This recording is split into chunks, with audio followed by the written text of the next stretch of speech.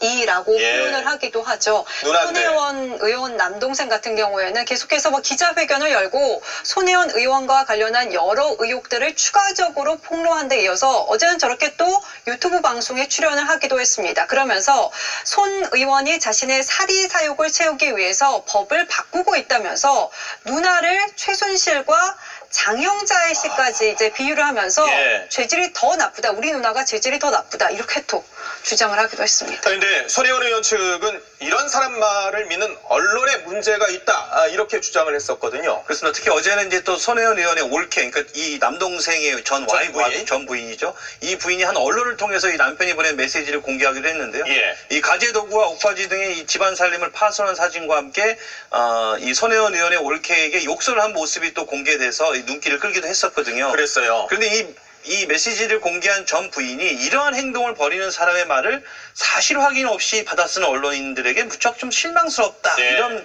얘기를 하면서 손혜원 의원이 나와 아들 때문에 수문을 당하는 것 같아 마음이 무겁다. 이렇게 말해서 손혜원 의원과 조금 상의하고 공개한 게 아니겠느냐. 이런 또 해석이 나오기도 했거든요. 예. 그런데 어쨌든 뭐 손혜원 의원의 그 남동생이 보낸 메시지를 보면 좀 다소 엽기적인 행동으로 비춰지는 면도 있거든요. 예. 그래서 일각에서는 또 이 남동생을 향한 또 비난이 나오는 것도 사실입니다. 남동생 쪽에서는 입장이 나온 게 있습니까? 사실 그 사진 논란 때문에 어저께 유튜브 방송에 나온 것 같기도 합니다. 예. 여기에 대해서 해명을 하려고 출연한 것으로 보이는데요. 일단 남동생의 해명 잠깐 들어보시겠습니다. 집을 어지럽힌 건 사실입니다. 근데 나온 거 방송 저도 봤는데 제가 나온 이후에 다른 남자들하고 저랑 살던 여자가 들어와서 아마 손혜원이 측근들이겠죠. 어지럽힌 거를 더 어지럽히고 연출을 해놓은 거죠. 그걸 악의적으로 사진을 찍어서 그러니까 이건 아주 기획된 거라고 보여지죠. 그럼 내가 어지럽힌 건 맞다. 그런데 내가 어지럽힌 것보다 더 어지럽혀서 연출됐다. 지금 이렇게 주장을 하고 있네 또. 일단 남동생의 주장이 그렇다는 그렇죠, 예. 건데 그러니까 본인이 집을 비운 사이에 손혜원 의원 측 사람들과 전 부인이 집을 찾아와서 집을 더 어지럽히고 지금 저렇게 사진을 찍어갔다. 지금 이렇게 주장을 하고 있는 거잖아요. 아니 뭐 손혜원 의원 측에서 굳이 그럴 이유가 있나요? 그러니까 이제 뭐 그게 솔직히 사실이라고 하더라도 또 예. 남동생이 벌인 행동에 대해서도 여전히 그 비판이 나올 그럼요, 수밖에 없는 당연히요. 상황인데 어쨌거나 남동생이 이렇게 해명을 하는 이유는요. 그러니까 손혜원 의원이 자신의 비리 의혹을 덮기 위해서 이걸 갖다가 가족의 다툼으로 몰아가고 있다 그렇게 주장을 하고 있는 겁니다. 예. 그 목소리도 잠깐 들어보시겠습니다. 제가 이거 말씀드리면 손혜원이가 지금 이걸 가족의 다툼으로 폄하하려고 하는 작전을 쓰는 것 같은데 이거를 내가 변명을 하고 저랑 살던 여자하고 또 이게 아니라 기다 싸우게 되면 이거는 뭐 완전히 선언을 묻히고 저랑 살던 여자랑 둘이 가족 싸움이 하는 꼴이 되는 거죠. 네, 이제 그렇게 이제 의도한 것 같습니다. 예. 아니 근데 손혜원 의원으로서도 이게 동생이 계속 저렇게 나오니까 사실 난감할 수밖에 없어요. 그렇다고 그래도 동생인데 이거 소송 걸기도 참 애매하고 예.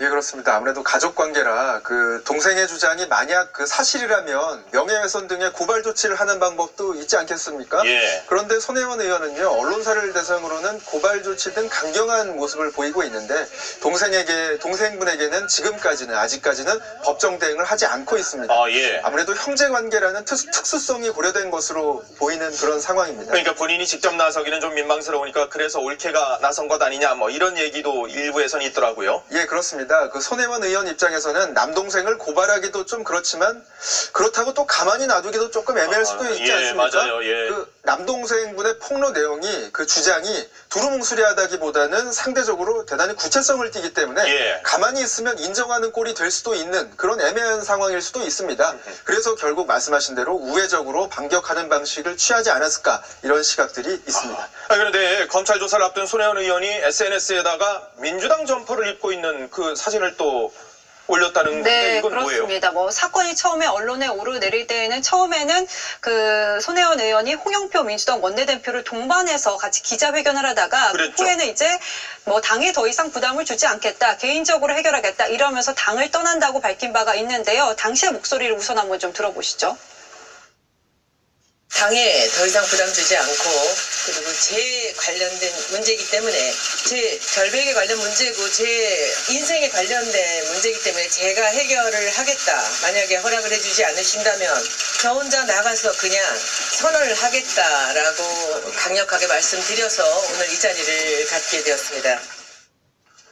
저렇게 탈당을 했는데 네. 민주당 점퍼를 입고 있는 사진이요? 그 앞서서 민주당 점퍼 사진 같은 경우에는 새롭게 올린 글은 아니고요. 예. 2016년에 올렸던 글을 갖다가 다시 한번 공유를 한 겁니다. 아, 예전 사진을 네. 공유로만. 예. 그런데 이 손 의원이 디자인한 선거용 공식 점퍼 사진을 다시 이제 저렇게 올린 건데 예. 검찰 압수수색이 있던 날 어제 민주당과 관련한 게시글을 올린 부분은 한번 눈여겨볼 만하지 않나 싶습니다. 아니 근데 이게 사실 이 사소한 행보긴 합니다만은 이것도 당으로서는 민주당으로서는 약간 좀 부담이 될 수도 있거든요. 그렇습니다. 내일부터 이제 2달여 동안 공전하던 국회가 드디어 여야 합의로 시작이 되기는 합니다만은 예. 손혜원 청문회 또 홍익표 의원의 5.18 설화 등 폭탄이 또 여전한 것이기도 하잖아요. 예. 특히 바른미래당 같은 경우에는 3월 임시국회 중에 분명하게 이제 손혜원 청문회는 당연히 해야 한다 이런 입장인 만큼 청문회 등을 또 피하기도 어려워 보이는 상황이기도 예. 하거든요. 이런 와중에 손 의원은 겉으로는 무소속이긴 하지만 여전히 민주당 사람으로 여겨지는 면이 있는 만큼 민주당의 손 의원은 참 부담인 측면은 부정할 수는 없어 보입니다. 알겠습니다. 다음 주제로 가.